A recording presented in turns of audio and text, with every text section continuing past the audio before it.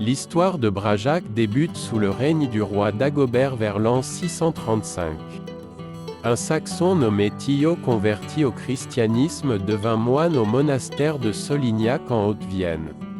L'austérité de la vie monastique n'étant pas suffisamment exigeante pour satisfaire son extrême ferveur.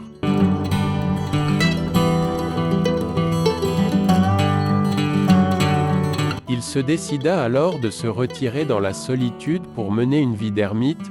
C'est donc dans cette partie du Cantal, dans les gorges abruptes et désertes de la rivière Auze, qu'il élut son ermitage.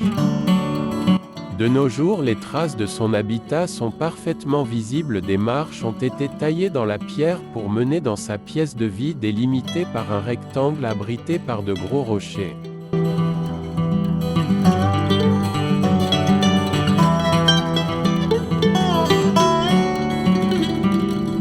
La fontaine où il s'approvisionnait en eau témoigne encore de sa présence.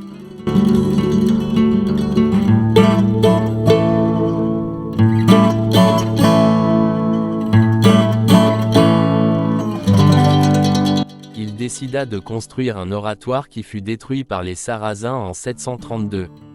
C'est à l'emplacement de cette destruction que fut construite l'église de Brajac 500 ans plus tard. Entre le début du XIe siècle et la fin du XIIe, la richesse de l'église de Brajac réside dans la présence de pierres de couleurs différentes de façon plus ou moins ordonnée. Rose, beige, brune, gris clair et gris foncé donnent vie aux murs, aux piliers, aux colonnes, et les sculptures présentes sur les chapiteaux sont ornées des nombreux motifs traditionnels, feuillages, animaux, personnages, mais les bases le sont également avec leurs motifs entrelacés aux formes toujours renouvelées.